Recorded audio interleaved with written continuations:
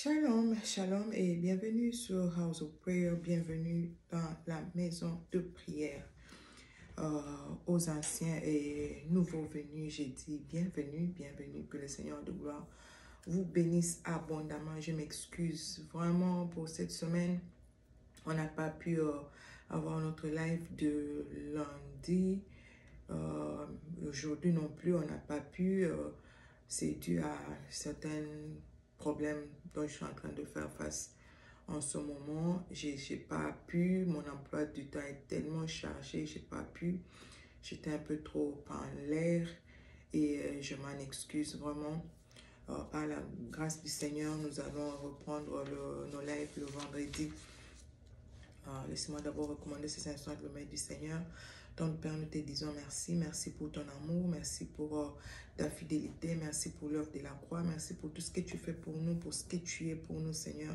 Nous t'élèvons au-dessus des principautés, des dominations, des lois établies, de la magie, de la sorcellerie, au-dessus de puissance des ténèbres, au nom de Jésus. Amen.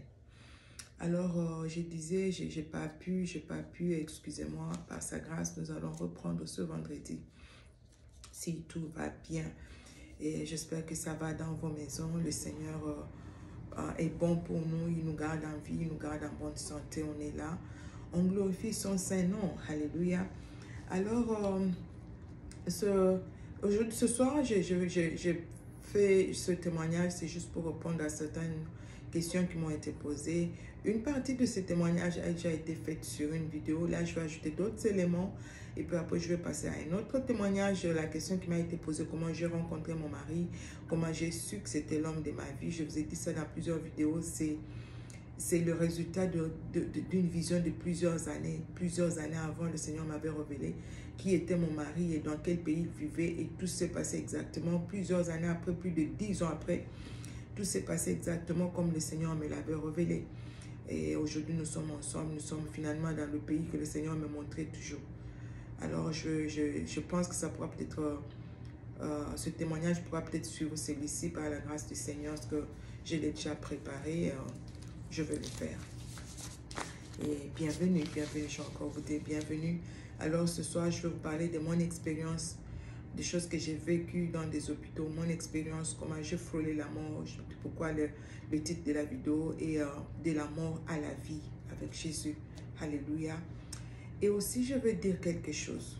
Vous là, vous qui êtes en train de préparer un coup contre moi pour m'humilier sur les réseaux sociaux, pour me couvrir de honte sur les réseaux sociaux, je ne veux pas vraiment dire exactement ce que vous allez faire, mais sachez que le Dieu qui révèle a déjà révélé. Le Dieu qui voit les complots qui se font derrière, dans le secret que nous ignorons, il amène dans le secret et il révèle ces choses. Sachez que vos complots, ce que vous êtes en train de manigancer déjà contre moi pour m'humilier sur les réseaux sociaux, le Seigneur a déjà révélé cela et vous êtes vaincus au nom de Jésus. Je sais que ce jour-ci, les gens peuvent tout faire, ils sont capables de tout. Je disais même à mon mari dernièrement, j'ai dit, Seigneur, cette histoire, je ne sais pas comment on va finir, ça va être difficile pour que les gens puissent croire à ce que tu leur dis quand ils voient certaines choses sur les réseaux sociaux. Ça va être vraiment compliqué. On va imiter à un niveau où tu vas vraiment dire que oui, ça c'est la personne. Alors, le Seigneur vous voit et il sait ce que vous êtes en train de planifier contre nous. Et je peux vous le dire déjà que vous êtes vaincus au nom de Jésus. Nous sommes là pour faire l'œuvre du Seigneur et non pour jouer. Que le Seigneur vous pardonne et vous aide à donner vos vies au Seigneur, accepter le Seigneur Jésus comme Seigneur et Sauveur. Alors, ce soir, je vais parler de quoi? Je vais parler de mon expérience avec les hôpitaux, ce que j'ai eu à vivre. Je vous ai dit, il y a 2 ans, 1 année et demie, nous sommes en 2024, j'ai subi des opérations depuis 2022, fin 2022, où j'ai été opérée une fois. Et en 2023, c'est là que c'était vraiment compliqué. On a dû opérer. Qu'est-ce qui s'est passé? Je vous ai expliqué que c'était... D'abord, il y a des éléments que je vais mentionner ici.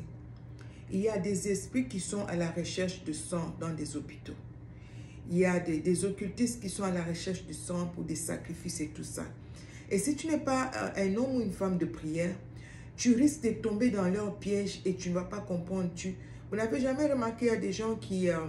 il a un enfant, l'enfant fait juste une fièvre, juste une simple fièvre. Et on amène l'enfant à l'hôpital très vite là.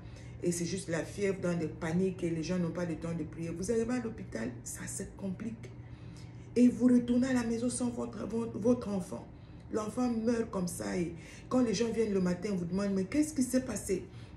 Quand est-ce que l'enfant est tombé malade? Vous n'arrivez même pas à expliquer parce que it doesn't make sense. L'enfant a fait juste une forte fièvre. Vous arrivez à l'hôpital où il n'y a plus de sang. Oh, en attendant qu'on est en train de chercher du sang, et l'enfant meurt. Moi, c'est arrivé dans ma famille. Mon jeune frère est mort comme ça à 2 ans. Juste une petite fièvre. On l'amène à l'hôpital, l'enfant commence à convulser. Il est mort sur moi, sur mes jambes. Juste comme ça. C'était comme de la blague. L'enfant qui était en bonne santé le matin. Pourquoi en ce moment-là, on ne connaissait pas encore le Seigneur? Quand l'enfant tombe malade, il faut éviter de paniquer. Le mari fait une crise ou la femme fait une crise, il faut éviter de paniquer. Prie d'abord. Tu es une femme de prière, un homme de prière. Tu pries d'abord. Tu prends autorité sur les infirmiers, les infirmières, et les docteurs, toutes ces personnes qui vont te toucher, qui vont toucher ton enfant ou ton mari. Et puis vous allez à l'hôpital. Tu ne peux pas aller à l'hôpital comme ça. Tu te lèves là brusquement et puis tu pars. Je vais vous expliquer ce qui s'est passé avec moi. Je disais, il y a des esprits qui sont à la recherche du sang humain. L'importance de la place de la prière avant d'aller à l'hôpital. Tu vois, je disais ça, que c'est vraiment important de prier avant d'aller à l'hôpital. Nous aide à prendre des contrôles sur les esprits qui travaillent contre les humains dans les hôpitaux. Je disais, d'où l'importance de prier, de prendre autorité. Il y a des esprits qui travaillent avec des infirmières, des docteurs. Tous ne sont pas chrétiens. C'est vrai qu'il y a des infirmières. Je ne sais pas si vous avez déjà lu le livre de Rebecca Brown. Il est venu libérer les captifs. Je sais même, j'ai encore acheté ce livre il n'y a pas longtemps en anglais. Je suis en train de lire. Quand tu lis ce livre, il est docteur, il était docteur. Il a vécu des choses, des forces, des ténèbres qui travaillent dans des hôpitaux. Les gens sont tout le temps dans des urgences, tout le temps on amène aux urgences, before you know, la personne meurt et ne comprenait rien. Oh, il y avait des esprits qui tuaient les gens à l'hôpital. Et il y avait des infirmières et des infirmiers qui étaient en complicité avec des esprits des ténèbres. Cette femme a écrit ça dans son livre. Tu peux aller lire, tu peux chercher, acheter ça sur Amazon. Il est venu libérer les captifs de Rebecca Brown. Elle est d'ici, elle est américaine. Tu vois, quand je te dis qu'il faut prier, il ne faut pas paniquer. Moi, je vous ai donné mon exemple l'année passée. Après ces opérations, j'ai frôlé là. Moi, je vais vous expliquer. Quelques semaines après ces opérations, je suis encore convalescente. Les pinces, tout est encore là. On n'a encore rien enlevé. Je fais une crise from nowhere. On était là, on regardait la télé, tout allait bien. J'ai dit à mon mari, je pense qu'aujourd'hui, je vais monter. Je peux monter les escaliers, aller dormir.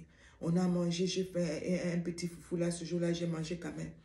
Et juste au moment où je m'apprête pour monter les escaliers, je lui dis, j'ai très mal au ventre, je n'arrive pas. Comme de la blague. Il était 23 h, je me souviens comme si c'était hier. Je vais aux toilettes, c'était fini. Je suis aux toilettes de 23 h à minuit. Et puis je me force, je sors de là, je commence à crier, je lui dis, rentre ici, ça ne va pas. Il me dit, mais ça ne va pas comment? Il revient là, le pauvre, il était en train de somnoler, il se réveille, il dit, mais qu'est-ce qu'il me dit? Je dis, j'ai très mal, j'ai crié. Mes frères et sœurs, les douleurs ne faisaient qu'augmenter. Minuit, 1 h du matin. Je crie, je lui dis, amène-moi à l'hôpital. Lui, il était en train de prier. Il me dit, non, ça va aller. Tu reviens de l'hôpital. Je viens de sortir de l'hôpital. Je dis, non, amène-moi à l'hôpital. Je sens. 2 h du matin. 1 h 30, je commence à devenir pâle. J'étais toute pâle là. Je n'arrivais plus. Ma bouche était toute... J'étais sur le tapis. J'étais là dans mes états. J'ai crié comme une petite fille. J'ai pleuré. J'avais des douleurs intenses. Seulement, je n'avais rien. Toute la journée, on était bien. Il n'y avait pas de problème. Du coup, cette douleur surgit. D'où, on ne sait pas. Quand je vous dis qu'il faut prier. Ce qui me fait mal, j'ai remarqué que les gens n'aiment pas la prière. Mais on se plaint, les choses ne marchent pas. Ça ne marche pas. Maman leur prie pour moi. Mais quand j'invite les gens à venir prier, les gens ne prient pas. Je remarque, je vois quelqu'un qui entre dans le live. Jusqu'à hi, juste pour faire signe qu'il est là. Mais tu peux voir que la personne n'est pas engagée dans le live. Elle n'est pas là, elle ne dure même pas là. Elle est déjà sortie. Tu peux voir. Il y a des gens qui viennent seulement, tac, tac, ils sortent. Tic, tac, ils sortent. Et quand ce sont des vidéos qui parlent de futilité, tu vas avoir des vues. J'ai dit, les enfants de Dieu, j'ai vraiment pitié de nous. Je nous plains. On n'aime pas la prière. Regardez les vues sur ma page. J'ai compris, j'ai dit à un moment, j'ai compris pourquoi les gens créent de faux titres, et attention, et bombe, boum, et parce que les gens ne regardent pas. La prière, c'est à peine que tu arrives à 1000 vues, c'est à peine que tu arrives à 500, c'est à peine. Mais on a des sérieux problèmes qui demandent la prière. Tout le monde doit se réveiller en prière. Je vous ai dit, le temps difficile arrive. Vous allez vous souvenir de ce moment. Vous allez vous souvenir de mes paroles. Je vous dis, ça va être terrible. Le monde entier sera dans le noir, le chaos. Ça arrive bientôt. Les gens qui sont avec moi, les gens qui viennent chez moi, ils voient comment je suis en train d'ajouter la provision, de faire des choses que le Seigneur nous a demandé de faire. Il y a l'alimentation, des choses qu'on doit acheter, on doit préparer. Je vous dis, il faut que tu te prépares physiquement, spirituellement. Ça va être grave. Ça va être compliqué. Les millionnaires vont se retrouver sans argent. Les millionnaires, ça va être compliqué. Les gens qui vivent du jour au jour, là, tu sors, tu vas travailler, puis tu reviens. Hein? Ce qui arrive, ça va être terrible. Covid n'avait rien fait. Quand je vous demande de prier, j'appelle les gens à la prière. Les gens pensent que je suis folle. On continue à faire la prière. On ne prie pas. On laisse et on est là. Le diable nous surprend. Je vous ai dit, c'est quand tu pries, le diable ne va pas te surprendre. Le Seigneur va t'informer. Tu vois comment il a informé des gens qui sont en train de comploter contre moi et ce qu'ils veulent faire. Le Seigneur informe. Même s'il ne te le dit pas toi-même, il va parler aux gens qui sont autour de toi. Et ils vont te réveiller. Regarde, fais attention, il y a ça et ça qui arrive. Alors, il est 2 heures du matin. Les douleurs. J'ai dit à mon mari, il m'a dit non, on ne va pas aller à l'hôpital. Tu vas rester ici. J'ai dit, je pleure. J'ai marché. Tout allait bien. Du coup, je ne sais plus marcher. C'est à peine que je pouvais me tenir sous mes 2 pieds. J'ai dit, ok, comme tu ne veux pas m'amener moi-même, je m'efforce pour me lever, prendre les clés de la voiture et sortir. Marche. Marche. Je ne pouvais pas marcher. 2h30, là, je sentais vraiment que je mourais. C'était grave. Je criais, je dis, Seigneur, Jésus. Je me criais, Jésus, Jésus, Jésus. La douleur était tellement intense. Je sentais comme si on me coupait à l'intérieur, mes intestins. Alors finalement, à 2h30, il me prend et il me met dans la voiture. Il dit, je ne veux pas partir avec cette robe. Il va prendre la robe, telle robe, une robe en jean. Je lui ai même dit avant, la semaine passée, cette robe, chaque fois que je la porte, je me souviens de ce jour-là, comme je suis en train de mourir. Mais arrête de porter ça. J'ai dit, mais non, j'aime ma robe.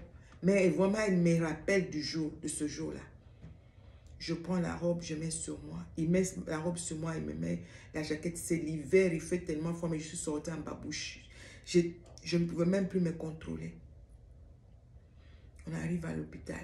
On ne pouvait même pas aller à mon hôpital parce que c'est un peu loin par rapport à là où j'ai vu l'hôpital. L'autre hôpital, là, je fais la vidéo derrière, je vous ai montré le jardin. C'est pratiquement à 10 minutes de chez moi.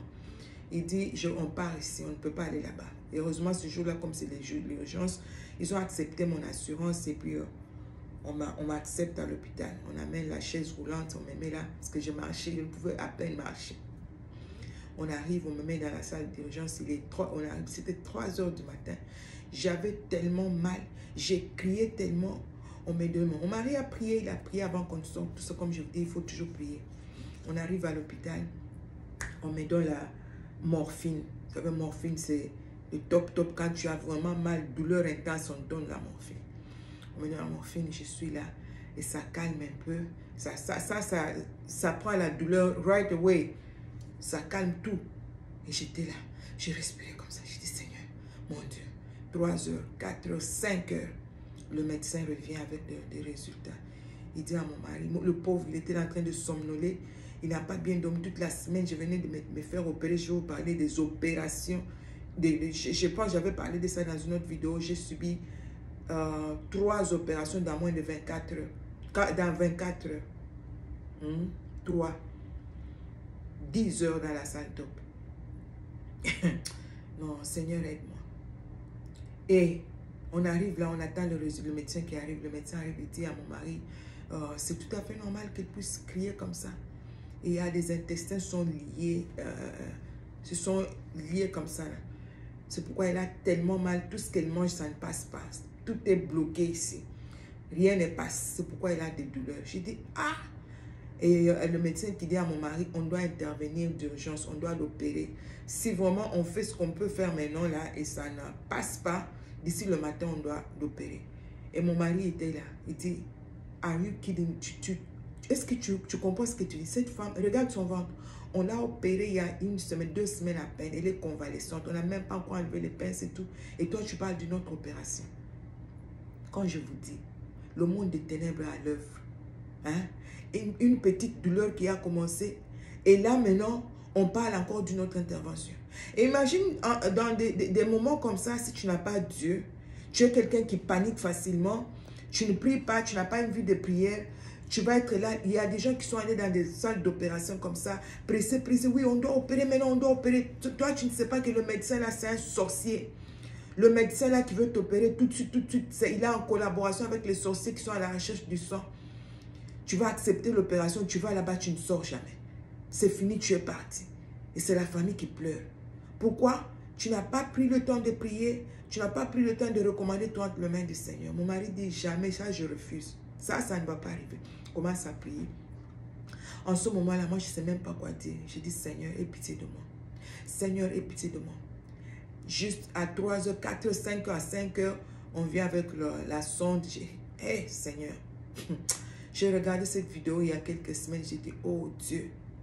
On introduit cette histoire dans le nez. Ça fait mal, je vous dis. Ça passe par le nez. Ça va là-dedans. Ça doit aller jusque dans l'estomac. Ah! Mais pour que ça passe ici, c'était... J'ai tiré même... Comment vous dites ça, grab? Ah, j'allais comprendre. J'ai pris la main de l'infirmière là. J'étais en train de lutter avec elle. Il m'a dit non, arrête de faire ça, arrête, on doit faire, si on ne le fait pas, et tu vas passer, on doit t'opérer demain matin. On doit faire ça, make sure that demain matin, tout sera vidé. J'ai dit, hé Seigneur, et j'accepte là, je laisse, je me calme un peu, mais c'était douloureux pour que ça passe du nez, aller là-bas, l'estomac, les intestins. J'ai dit, Seigneur, j'avais mal. Maintenant, gardez cette histoire pendant 3 jours. Hé Seigneur, la nourriture que j'avais mangée, c'était la dernière nourriture. Pendant 3 jours, je n'ai rien mangé. On ne faisait quand même perfuser. Et il dit, le médecin dit, quand je vous dis que quand il faut prier avant d'aller à l'hôpital. Tu peux y aller et ne jamais retourner. Quelque chose qui était simple, petit, ça devient compliqué. Hein? Je suis allée, j'ai quitté ma maison comme ça, je ne suis plus revenue pendant 3 jours, clouée sur le lit de l'hôpital. J'ai revu ma maison après 3 jours. J'étais là à l'hôpital, encore allongée pendant 3 jours. Et le médecin vient le matin, on dit, oh, on me sort de la salle d'urgence, on dit on doit tenir une chambre, tu dois rester ici. On observe le matin, comment ça évolue, si les choses commencent, on a vu ça commence à sortir un peu là, dans la sonde là, ça passait, ça sortait, on a mis un petit truc là dans laquelle toiler. Premier jour, le médecin est venu dire, bon, on observe, on va avoir encore. Deuxième jour, on observe, on va avoir. Troisième jour, on observe toute la journée après-midi et puis on est venu sortir cette histoire. J'écris, on dit, finalement, enfin, tout est dégagé. On ne va plus opérer. J'ai dit, the devil is a liar. Le diable, là, c'est un menteur. Hein? Donc, c'était une autre opération comme ça. Alors, quand j'ai dit, d'où l'importance de la prière avant de quitter ta maison, quel que soit le cas. Quel que soit les cas, c'est vraiment urgent. On doit aller. Tu dois d'abord prier avant d'y aller. Tu ne sais pas ce qui peut arriver. Tout peut se compliquer. Imagine, je me souviens une fois, je suis allée à l'hôpital. J'arrive là, je ne connaissais pas encore le Seigneur. J'arrive, je suis malade, les douleurs de l'estomac, j'arrive à l'hôpital, je panique. Et le médecin me prend, il me donne un produit là. J'avais tellement de douleurs, je crie. Le produit qu'il avait donné, il paraît, on ne donne plus ce produit-là. On avait déjà enlevé, éliminé le produit sur le marché. Et puis la dose, le monsieur a donné une dose double. C'était un produit trop fort. Mes frères et sœurs, du coup, j'étais presque à demi-coma. Juste en quelques minutes, j'ai quitté la maison, marchant.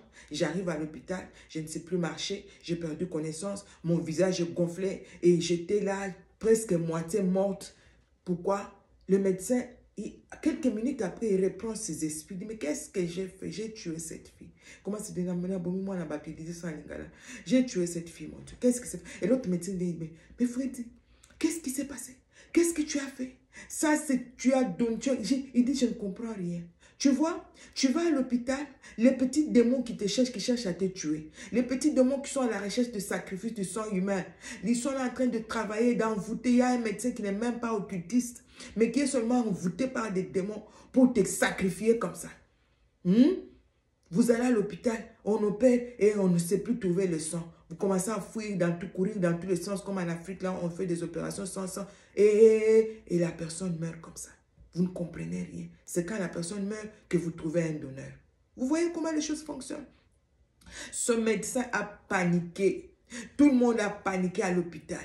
Est-ce que cette fille ne va pas vivre? Dieu a fait grâce, j'ai survécu. C'était grave pour maintenant désintoxiquer, faire sortir tout ce poison dans mon corps.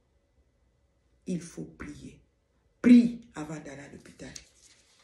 J'ai parlé des occultistes qui sont à la recherche de sang, de sacrifice. Il y a des échangeurs de destinées. Les gens qui viennent là à l'hôpital pour échanger des destinées. Toi, tu ne sais pas. Tu vas là-bas, tu as fait un enfant. On échange la destinée de ton enfant. On fait des choses au bébé. Tu es là, tu as accouché, tu as perdu connaissance. Tu es...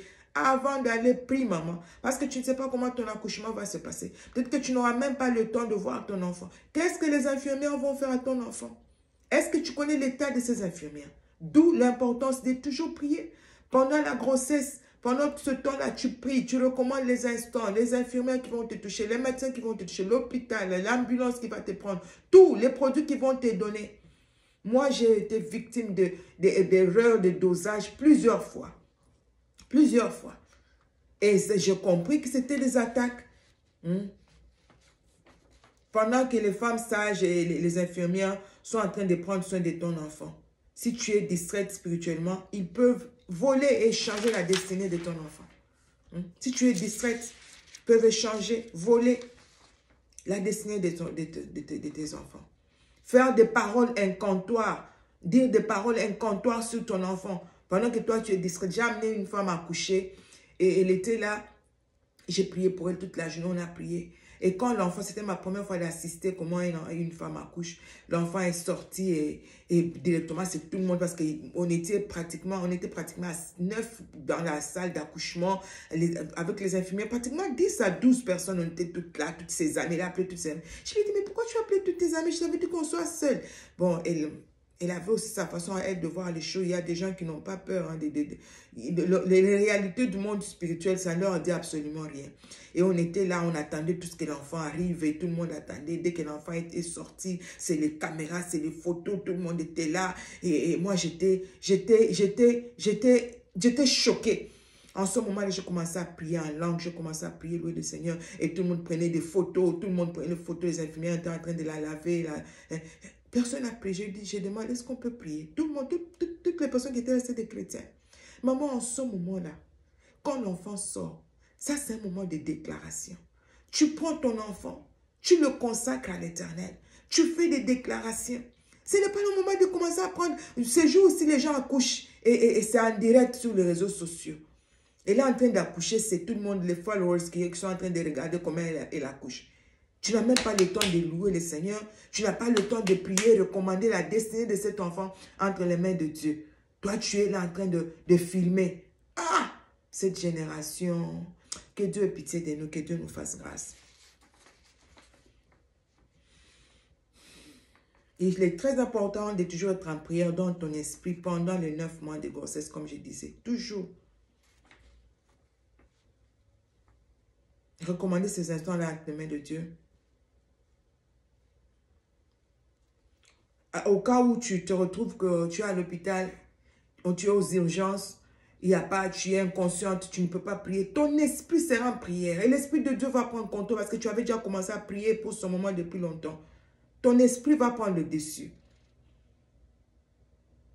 Je disais, tu peux quitter la maison, ta maladie n'est pas grave et tu arrives à l'hôpital, ça s'aggrave, ça se complique. Je vais vous parler de mes 3 opérations en moins de 48 heures. J'avais parlé de ça dans une vidéo, peut-être que vous n'avez jamais regardé cette vidéo.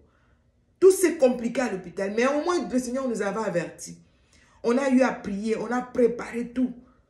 Dieu voulait seulement nous montrer, regardez, c'était juste pour nous montrer que ce que je vous avais dit, regardez, ce que l'ennemi avait prévu, c'était la mort. J'ai frôlé la mort. 5 sachets de sang. 5. Je n'ai jamais été transfusé de toute ma vie. 5. 2 dans ma chambre avant d'aller dans la salle d'op. J'arrive dans la salle d'op, tout se complique. On avait besoin de 3 sachets. Si j'étais en Afrique, je ne sais pas. Tout ça, c'est dans l'inconscience. Je suis sous anesthésie générale, je ne sais même pas. On m'explique tout après ce qui s'était passé. Ah, que le Seigneur nous fasse grâce. Je veux vraiment qu'on soit des hommes et des femmes de prière. Des gens, nous sommes en train de jouer avec notre vie. Tu ne sais pas ce que Dieu... Je suis allée une fois, j'étais encore au pays. Je suis allée pour et qu'on puisse extraire une dent. Tu vois, les dents de sagesse. J'avais un problème. Moi, mes dents de sagesse, au lieu que ça sorte, ça entrait dedans. C'était des dents, ce qu'on appelle des dents incarnées. Au lieu que ça sorte, ça va dans... ça s'enfonçait au fait. Et ça faisait tellement mal. J'avais tellement mal. Donc, à un niveau pas possible. Et ma dernière dent de sagesse qu'on a dû enlever, ça m'a laissé avec le traumatisme. Ça a fait plus de 20 ans. Je suis venue en Amérique, on devait enlever la dernière dent de sagesse qui était restée. Je vous dis, je paniquais, je tremblotais. Et le médecin a arrêté tout. Il dit, mais qu'est-ce qui ne va pas? On va d'abord parler avec elle. Et mon mari leur explique. Parce qu'à ce moment-là, j'avais déjà de l'anesthésie et puis tout. Je ne pouvais plus parler. Mon mari lui explique, non, il a été traumatisé. Il y a eu ça. Oh, le médecin dit, oh, on comprend. Ils ont pris leur temps. Ils ont commencé à me parler, à me dire toutes les bonnes choses. Tu sais comment ils sont ici, ils savent comment prendre la morale du malade. Ils m'ont calmé, ils m'ont appelé de tous les petits noms là bien pour me faire du bien. J'étais vraiment confidence. J'ai eu confiance en eux. Ils ont enlevé la dent sans problème. Et je n'ai même pas compris. Quelques minutes et puis la dent était là. Qu'est-ce qui s'était passé pour que je sois traumatisée comme ça? Plusieurs années avant, j'étais encore dans mes vingtaines. Je vais aux cliniques universitaires pour qu'on aille. C'était juste une dent, mes frères et sœurs. Juste une dent ici. J'arrive et j'ai dit à ma mère, non, il ne faut pas que tu m'attendes. Je vais rester avec le chauffeur. Ça ne va pas traîner. Ça va être comme l'autre là. On avait déjà enlevé une ici. Ça va être facile. Une dent. Toi, tu as déjà vu une dent qui a duré de 9 heures à pratiquement 14h, 15h, 9 heures du matin jusqu'à après-midi, vers 14h, 15h, on a réussi à enlever la dent. Une dent. J'arrive aux cliniques universitaires, je monte et puis je vois des pinces, des histoires. C'était un peu trop là, vraiment comme une opération. J'ai dit, ça c'est quoi, ça m'a paniqué un peu. Moi, je pensais qu'on va m'enlever la dent comme on avait déjà enlevé l'autre. Et le médecin me regarde, me dit, madame, mademoiselle, mets-toi, je m'assieds là et puis il me dit, tu dois collaborer avec nous, on doit te dire la vérité. Ce qu'on va faire, c'est une intervention, en fait, ce n'est pas juste une extraction, on va vraiment opérer pour enlever parce que la dent est vraiment enfoncée. Là, c'est vraiment aller trop loin. On doit opérer pour faire sortir cette dent. J'ai dit, moi j'ai déjà dit à ma mère, c'est pas grave, partez. Ça devient une opération. On commence 9 heures. 10 heures. Moi, je suis trop... mon corps, mon organisme résiste un peu trop aux anesthésies. Tout ce qui est anesthésie locale, là, il ne faut même pas oser avec moi parce que ça va finir avant même qu'on finisse l'intervention. J'ai subi ça avant avec l'appendicite au pays. On commence l'opération. Juste au milieu, l'anesthésie était déjà... J'ai commencé à ressentir. J'ai crié. Le médecin était obligé de faire tout rapidement. On a dit, toi, avec des anesthésies locales, on ne fait plus. Puis on a fait encore ça. La même chose. Je vous dis, j'avais mal. J'avais tellement mal.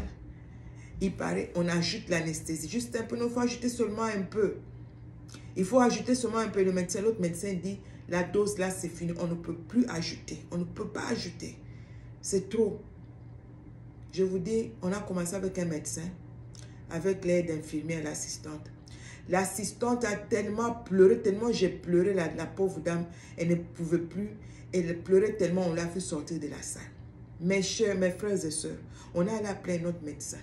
Je me suis retrouvée avec 4 médecins. J'avais commencé avec un médecin. 4. J'ai saigné comme pas possible. On a commencé depuis le matin, maintenant c'est les après-midi. Ils n'arrivent pas à sortir la dent. Je commence à gonfler dans la salle d'op. J'ai tellement gonflé que ça complique. Maintenant, les médecins, c'est tellement gonflé. On ne peut plus donner plus d'anesthésie. Je ressens les douleurs, j'écris. On m'a attaché à la chaise là. Tu vois la chaise sur laquelle tu t'assois pour faire on fait dans les cabinets de how you make all these guys, des dentistes. Je me souviens comme si c'était hier. On m'a attaché ici comme ça. On m'a attaché, j'ai crié, j'ai pleuré. Jusqu'à un moment, je ne pleurais plus. C'était tout noir dans la salle. Je ne voyais plus. J'étais passing out. J'étais comme si j'étais en train de... Passing out, c'est quoi en français? M'évanouir. Yeah.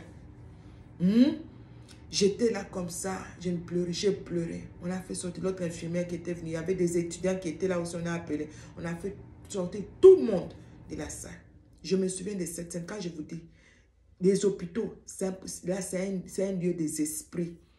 Les forces, si tu es chrétien, tu dois être chrétien, vrai chrétien. Tu ne dois pas être un pied dedans, un pied dehors. Les médecins, même, où tu sers Dieu, où tu es dans le camp de l'ennemi. Tu ne peux pas être au milieu. Hein? J'ai vu ça avec mes yeux. Les médecins m'ont quitté, tous les 4. Je me souviens encore de ça, comme si c'était hier. Je le vois là, on a fermé la porte. Ils me quittent tous. L'un va dans... Tu vois les quatre coins là de la salle. Ils me tournent tous le dos. Ils se mettent dans le coin, chacun dans le coin. Ce qu'ils ont fait, je ne sais pas. Toi et moi, on ne sait pas. Ils étaient tous comme ça. Ils m'ont tourné le dos, regardé dans le mur. Vraiment serré contre le mur comme ça. Ils étaient là pour un moment. Et puis ils se retournent tous. L'un d'eux vient, il prend la pince. Il met dedans, il tire, j'écris et puis j'étais partie. On a sorti là-dedans. De 9h à 15h. Le chauffeur qui était venu avec moi,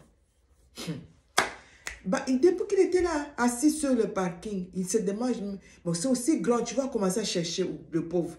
Il attendait seulement que je sorte. Il a attendu toute la journée, il a dormi, il s'est réveillé, il a acheté des sucres, il a bu. Il était là. Attendre. Moi, je mourrais. C'est quand ils ont fini, ils ont pris ma carte d'étudiant, d'élève. On commençait à partir, aller sur le parking. Je leur ai dit, je suis avec notre chauffeur. On allait, est-ce que tu connais, qui connaît cette fille? Qui connaît cette fille? C'est comme ça qu'on a retrouvé notre chauffeur. Et puis on est venu m'amener dans la voiture. Je suis rentrée dans la maison. À 18 h, ma mère revient de là où elle était partie. Où est Marie? Et puis on lui dit, c'est depuis qu'il est parti le matin. Et elle a paniqué depuis le matin. Et personne n'a cherché. Vous ne vous êtes même pas intéressé pour savoir qu'est-ce qui s'est passé. Elle panique. C'est au même moment que nous aussi on revient de l'hôpital. La voiture entre dans la parcelle. Je sors de la voiture, tout le monde crie. Mon visage était comme ça. Tellement on faisait tout dans la précipitation, c'était déjà trop, tout le monde était fatigué. Ils ont dû oublier quelque chose dedans qu'il ne fallait pas oublier. Ils ont refermé. On arrive à la maison 19, 20 heures pratiquement. J'ai prié 18 heures. J'ai pleuré, j'ai mal. J'ai trop mal. Je dis, mais ce n'est pas normal. Comment elle peut? Ma mère me dit, ok, on rentre, on part maintenant. À l'hôpital qui est juste près de la maison, on arrive. Et le médecin regarde, mais je ne peux même pas donner d'anesthésie. Je dois vérifier, tu dois être forte. Je dois y toucher pour voir qu'est-ce qu'il y a. C'est tellement gonflé. Et toucher encore avec tout ce qu'il y avait comme de cas. Il regarde, mais là, c'est tout à fait normal qu'elle pleure. On a oublié ceci. Et puis, sort un truc là, c'était blanc comme ça, comme le plomb. Tu vois, c'est juste pour plomber là-dedans. C'était vraiment gros. Ça ne devait pas rester dedans. Il enlève ça, je me calme un peu, bien qu'il y avait de douleur. J'étais gonflée comme ça pendant des semaines. Ça a diminué un peu. Puis après, on a commencé des massages et tout. On dit, mais on ne sait pas si elle va vraiment redevenir normal. J'avais mon visage là, comme ça à côté. Et le médecin, vous savez comme les médecins bien me concluent, on ne sait vraiment pas si elle va redevenir normal, on ne sait vraiment pas si ça va marcher. Mais Dieu a fait grâce que tout est redevenu normal.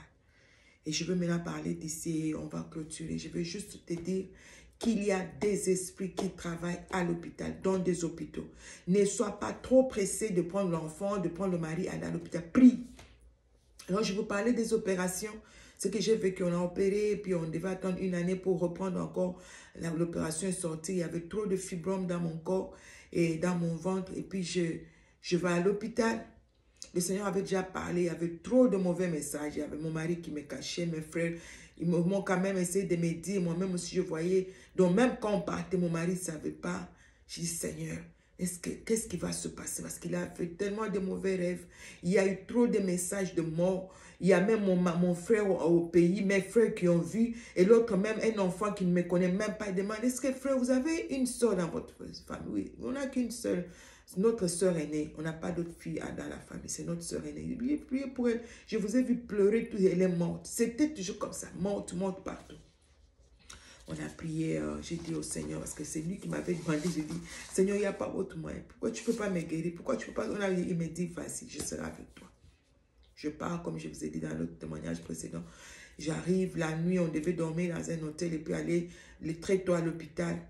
Nous sommes arrivés là-bas, je dors la nuit, je vois quelqu'un qui vient m'attaquer, en train de tirer sur moi.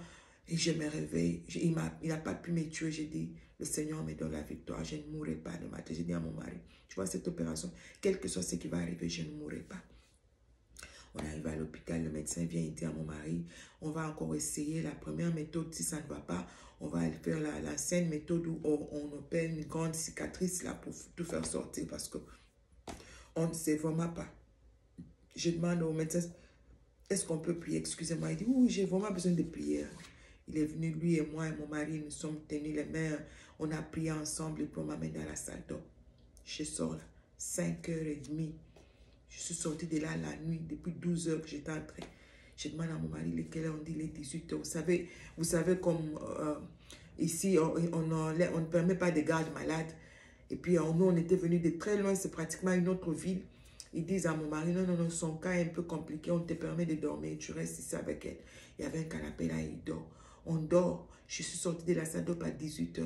Je dors à 3h du matin. On avait éteint les lumières dans la chambre. Je vous ai dit ça dans l'autre témoignage. Je sens que j'étais mouillée partout. Là, c'était vraiment... Et j'ai dit, tiens, là, j'ai dit, mais pourquoi? Qu'est-ce qu'il y a? C'est quoi ça? Et j'essaie un peu de smell. Smell, c'est quoi? Sentir l'odeur. Ah. J'essaie un peu de sentir l'odeur, là. Ça sentait le sang. J'ai dit, le sang? C'était tellement fort. Et directement... Et le sommeil, là, le sommeil est parti. J'ai dit, le sang, ça vient d'où? J'étais vraiment mouillée, je pouvais sentir ça tout autour de moi. J'allume la lumière de la chambre, je regarde, j'ai dit, mon Dieu, tu vois, les draps blancs, c'était du sang partout. J'ai dit, mon Dieu. Et j'écris, j'appelle mon mari, il était tellement profondément dormi, le pauvre, il était fatigué. Et j'appuie sur le bouton d'urgence, les infirmières viennent dans la chambre. Qu'est-ce qu'il y a? Regarde, elle crie. Qu'est-ce qu'il y a? On commence à... On appelle tout le monde, on appelle d'autres infirmières, on vient, on me soulève. Je dis non, sûrement, il y a quelque chose, tu as bougé, ou bien il y a la plaie qui a fait quelque chose. Bon, on pensait que c'était juste au-dessus. La plaie, peut-être c'est ouverte, il y a quelque chose. On a enlevé la ceinture que j'avais dans le ventre. On a changé les compresses. On a encore resserré parce qu'ici, on te fait l'opération, on te fait porter une ceinture qui te serre tout le ventre. Là. On remet la ceinture.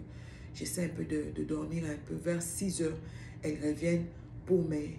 Tu voyez, quand je vous dis que tu vas à l'hôpital, les choses sont... Tout allait bien. Jusque-là, tout va bien. Mais ça commence à se compliquer. Vers 6 heures, elles viennent pour m'aider à marcher. Parce qu'on ne te laisse pas dormir comme ça. Quelle que soit l'opération qui est faite, tu dois marcher. À 6 heures, on vient pour me faire marcher. Je pose mes pieds sur le sol là. Et on me demande, on me dit, force-toi de te lever, force-toi. Et puis elle m'aide, on me met debout. Les deux infirmières médecins là, il y avait l'autre devant moi, ils étaient à 3. Je me tiens debout, je crie, je sentais comme si on était en train de couper mon cœur. On était en train de mettre des gilettes sur mon cœur. C'est que eux et moi ne savions pas.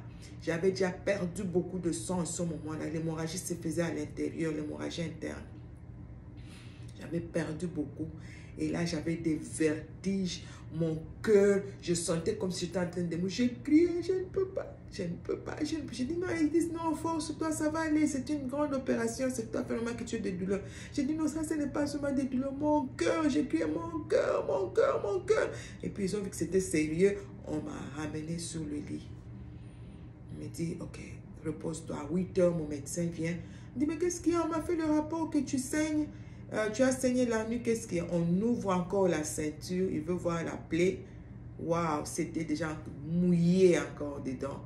Mais comme c'est des compresses qui pèsent un peu, et maintenant l'hémorragie s'est fait à l'intérieur. Ce que nous, on voit à l'extérieur, c'est juste des gouttes, c'est juste un peu. Une fuite là, ça sort juste un peu. C'est à l'intérieur qu'il y avait le problème.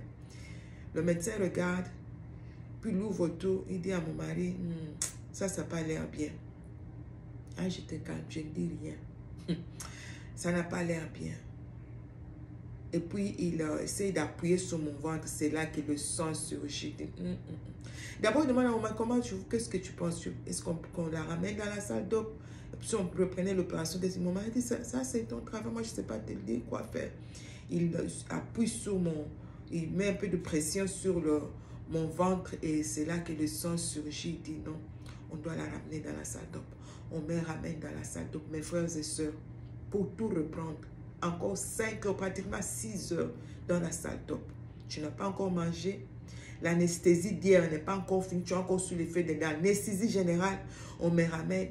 Et quelques minutes après, l'anesthésiste vient. Il me dit, mais c'est pas possible. Je viens à peine d'arriver à la maison.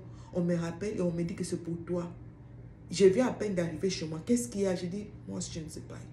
Il a eu pitié de moi. Tout le monde avait pitié. Les infirmières, tout le monde était abattu.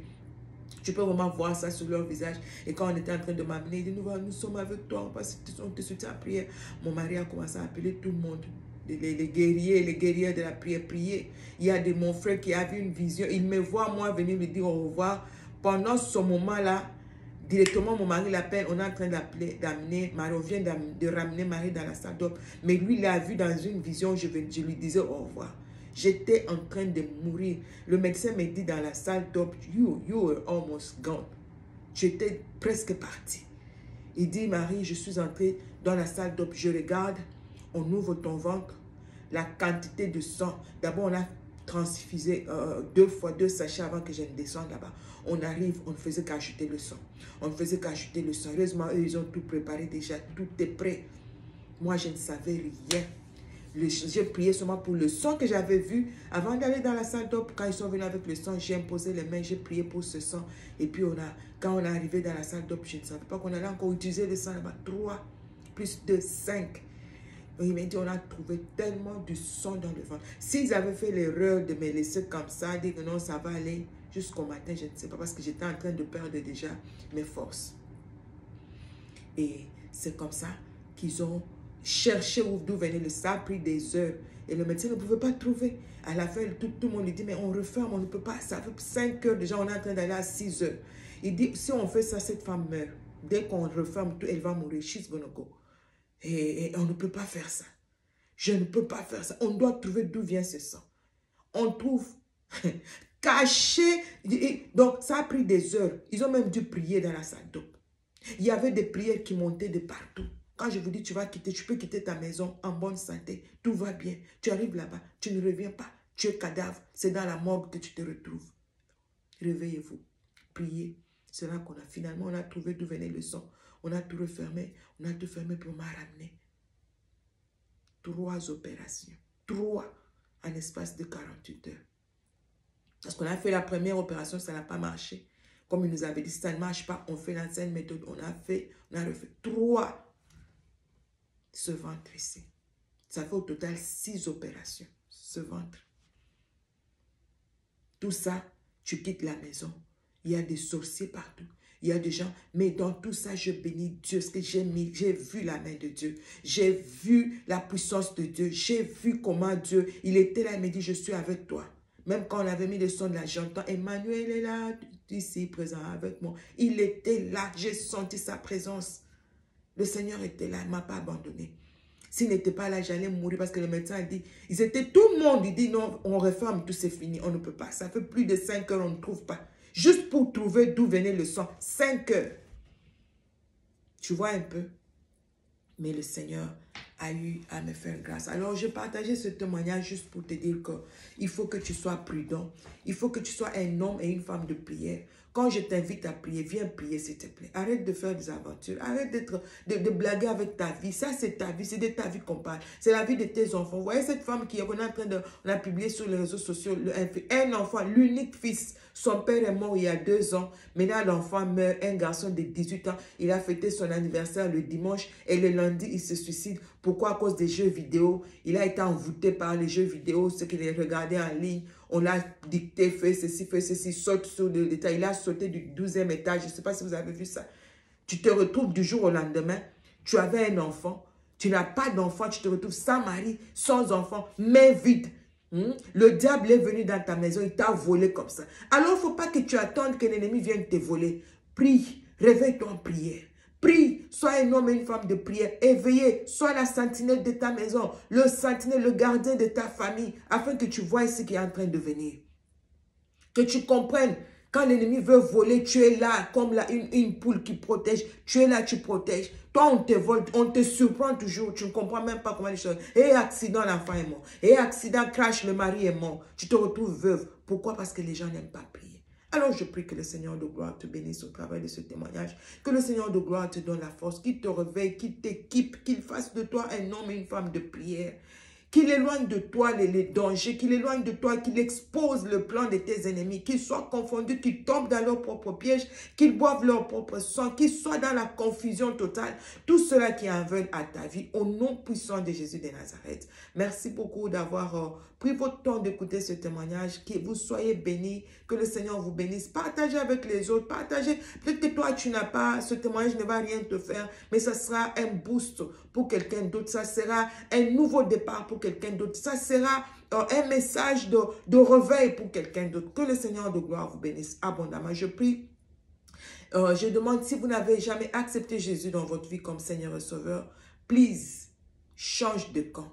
Tu as essayé le monde, tu as marché dans le monde, tu t'as amusé, tu as fait tout ce que tu as fait, mais tu n'as rien gagné. Je te demande d'essayer Jésus. Viens à Jésus. Donne ton cœur à Jésus. Accepte Jésus. Fais de Jésus ton Seigneur et Sauveur. Fais de Jésus ta priorité. Demande pardon avec ton cœur. Va au pied du roi. Pleure, Seigneur, pardonne-moi pour mes iniquités, ma désobéissance, toutes ces choses. Je t'accepte aujourd'hui comme Seigneur et Sauveur. Sois le maître de ma vie. Et le Seigneur va te faire du bien. Que le Seigneur de gloire vous bénisse abondamment. Paix et grâce dans vos maisons.